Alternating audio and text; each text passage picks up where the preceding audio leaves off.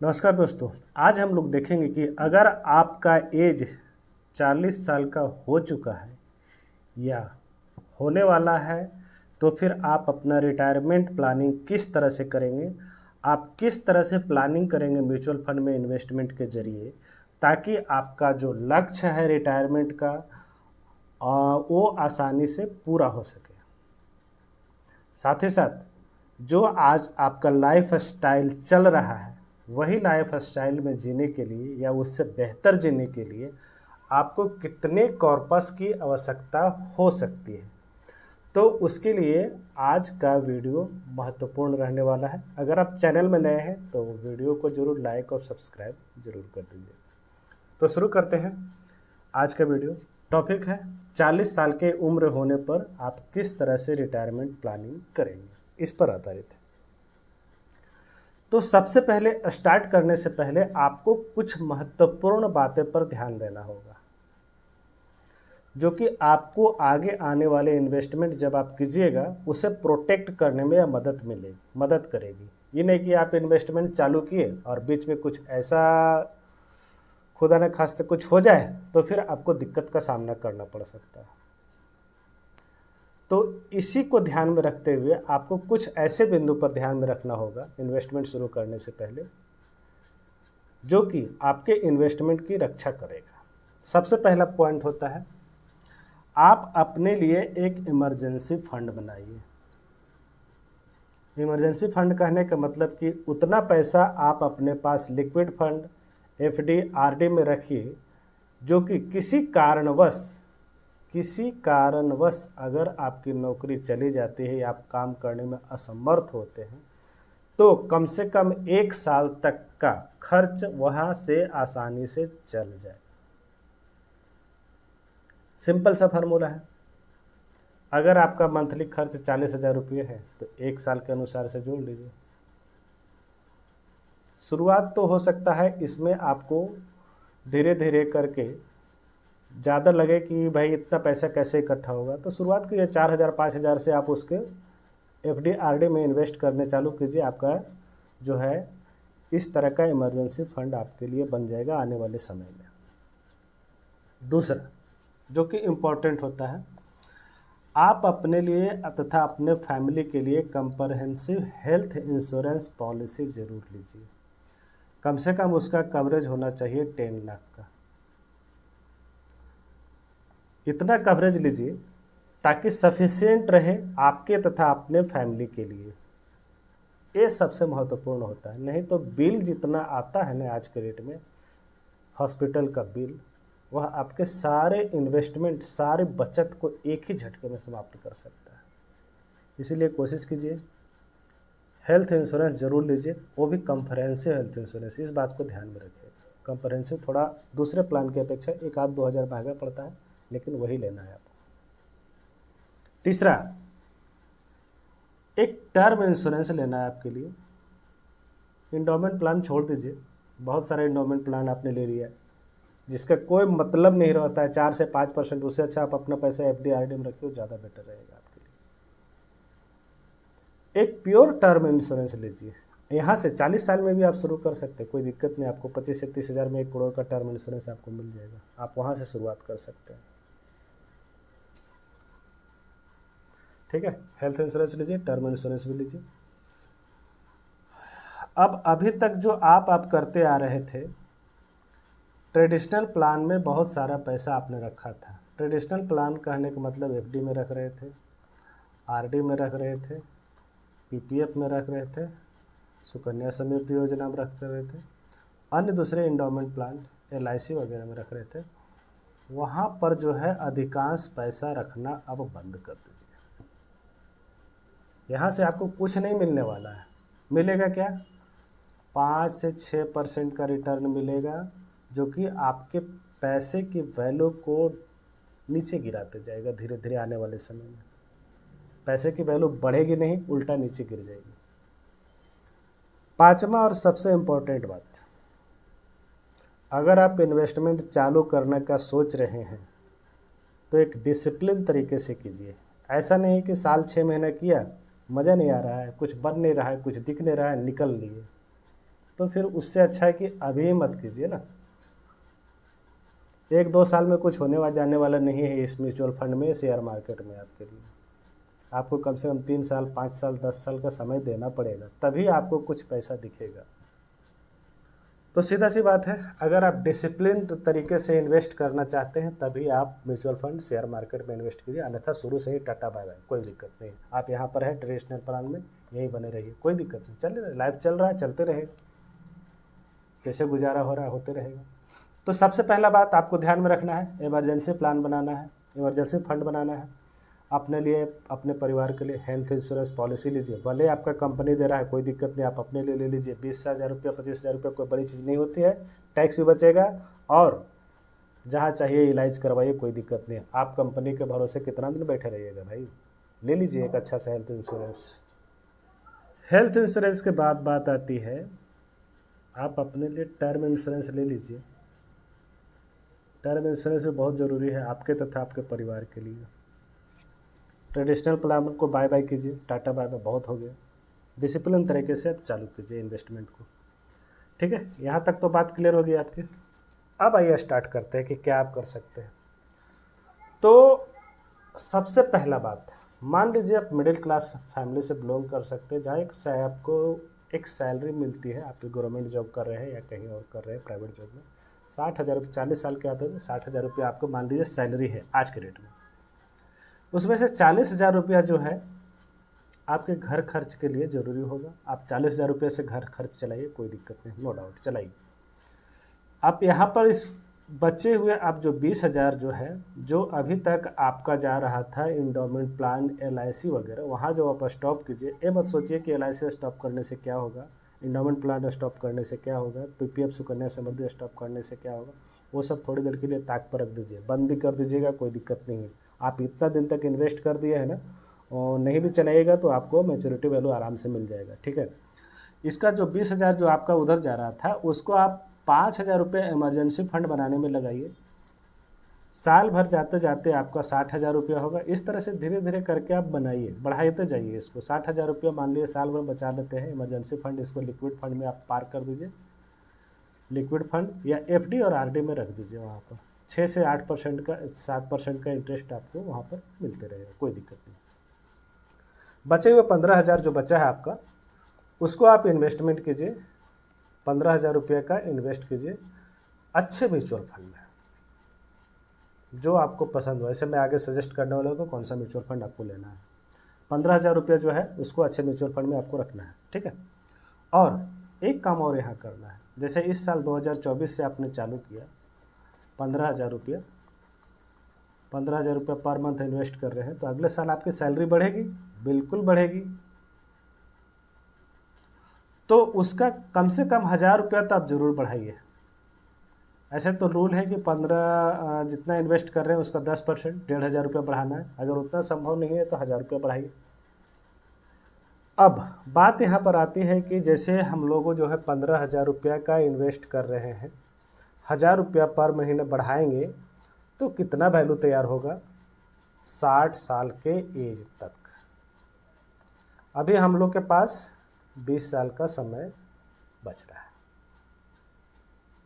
आइए एक छोटा सा कैलकुलेशन देखते हैं। आपने प्रॉमिस किया कि 60,000 की सैलरी में से 15,000 की सैलरी, 15,000 रुपया हम बचाएंगे। ठीक है, 20% का रिटर्न, 20 साल आपके पास है। अगर म्यूचुअल फंड में आप 20 साल तक इन्वेस्टेड रहते हैं तो आप मान के चलिए आपको वहाँ पर 15% का रिटर्न बन जाएगा, कोई दिक्कत नहीं, नो डाउट 15% का रिटर्न आपको बन जाएगा। और एनुअल इंक्रीमेंट आपको 1,000 रुपया के अनुसार से करना है, 15,000, 16,000, 17,000 इस तरह से बढ़ाते जाना है। ठीक है, तो यहाँ पर जब 20 साल के बाद आप देखेंगे तो टोटल आपका कॉर्पस जो इन्वेस्टेड होगा म्यूचुअल फंड में वह होगा 58.8 लाख, मतलब 58,80,000 के आसपास, जिस पर टोटल गेन 2,47 लाख के आसपास बनेगा इस 15% की दर से। टोटल जो मैच्योरिटी वैल्यू आपको लास्ट में मिलेगा वह लगभग 3,05 लाख के आसपास। फिलहाल इसमें भूल जाइए 10% टैक्स देना है, क्या देना है वो बात की बात है। सिंपल कैलकुलेशन है, हो सकता है इससे ज़्यादा भी बन जाए आपका।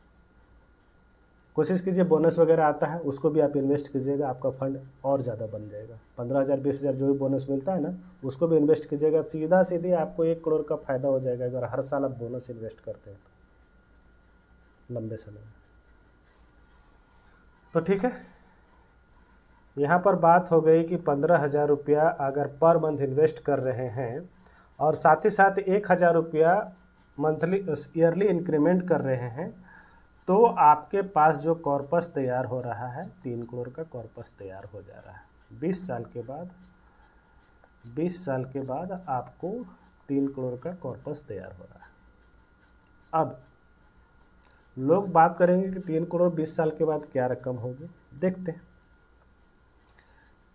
मान लीजिए आज के डेट में 60,000 रुपया आपका जो इनकम था, पेमेंट आ रहा था, और 60 का 60,000 खर्च कर रहे थे। 60,000 लिविंग स्टैंडर्ड आपके लिए बहुत अच्छी बात है, टियर 2 टियर 3 CFT के लिए बहुत अच्छी बात है, ठीक है। तो इसका 20 साल के बाद क्या कैलकुलेट, कितना खर्च आएगा हमको 20 साल के बाद? जाहिर सी बात है कि इन्फ्लेशन बढ़ेगा 20 साल के बाद। तो जो 3 करोड़ इकट्ठा हुआ क्या सफिशिएंट है मेरे लिए? आइए उसे कैलकुलेट करके देखते हैं। तो उसे देखने के लिए सबसे पहले हम लोग देखेंगे, इन्फ्लेशन कैलकुलेट करेंगे। आज के डेट में जो है प्रेजेंट कॉस्ट जो है 60,000 रुपया पर मंथ है। 60,000 रुपये से मेरा घर चल रहा है।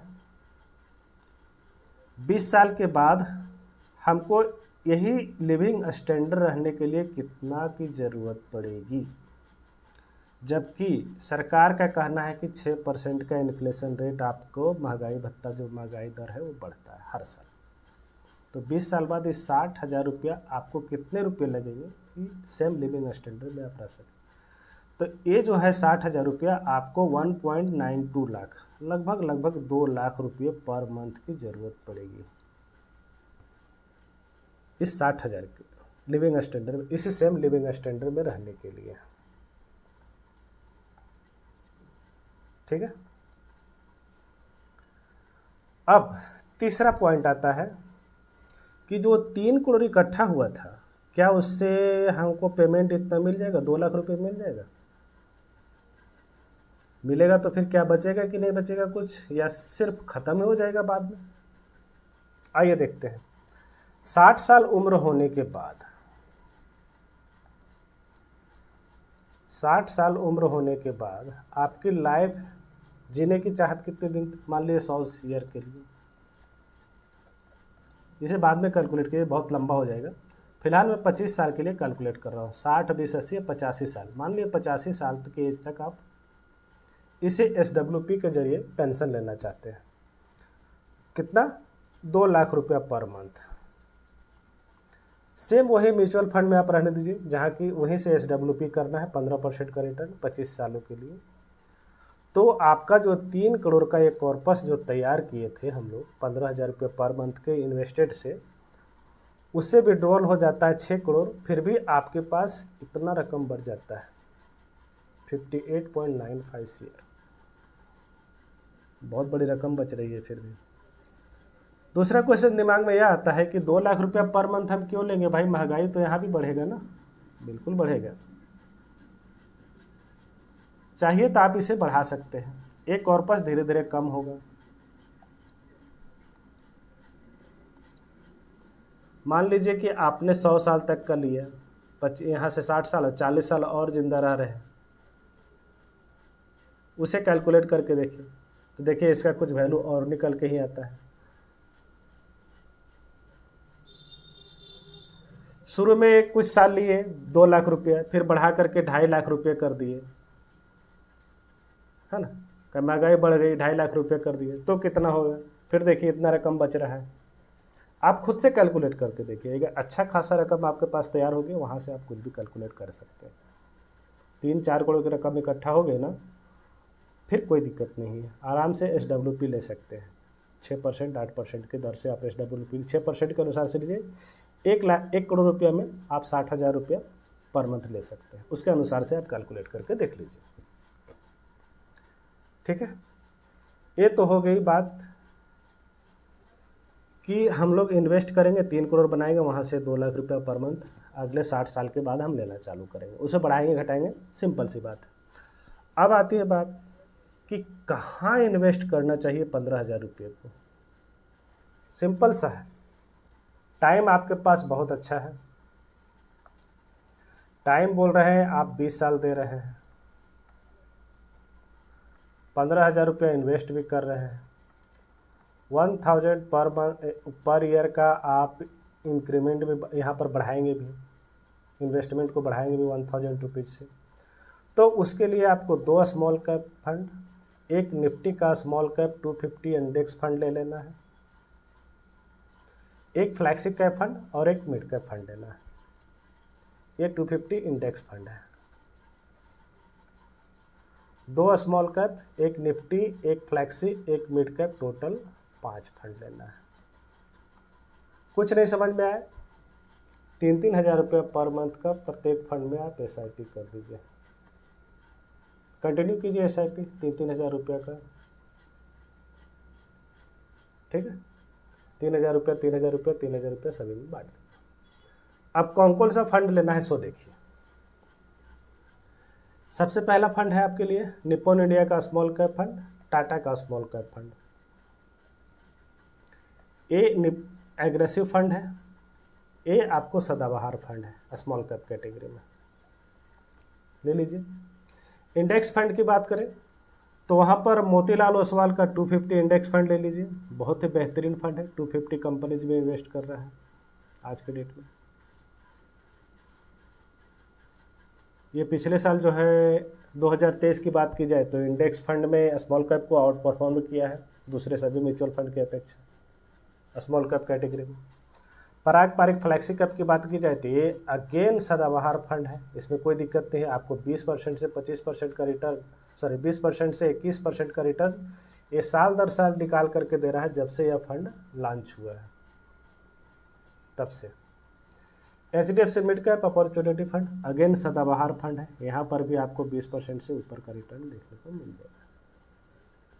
ऑन एन एवरेज मान के चलिए इस तरह के फंड में जहाँ पर Nippon India small cap fund, Tata small cap fund यहाँ 20 से 25% का ऊपर रिटर्न जनरेट करते हैं, आप एवरेज निकाल के देखेंगे तो आपको 15% रिटर्न आपको आसानी से मिल जाएगा। नो डाउट 15% का रिटर्न आपको आसानी से मिल जाएगा। अभी तक आपने देखा, सबसे पहले क्या कीजिए, जब इन्वेस्टमेंट का मन बना ही लिए हैं, इमरजेंसी फंड बना लीजिए, हेल्थ इंश्योरेंस ले लीजिए, टर्म ले लीजिए, 2 चीज़ तो कंपलसरी है। परंपरागत निवेश जो कर रहे थे FD, RD, LIC, त्याग दीजिए उसको कुछ दिन के लिए, बहुत कर लिया, 40 साल तक किए ना, देखे क्या मिला, कुछ नहीं मिला। अब इसमें करके देखिए, ट्रेडिशनल प्लान से हटिए,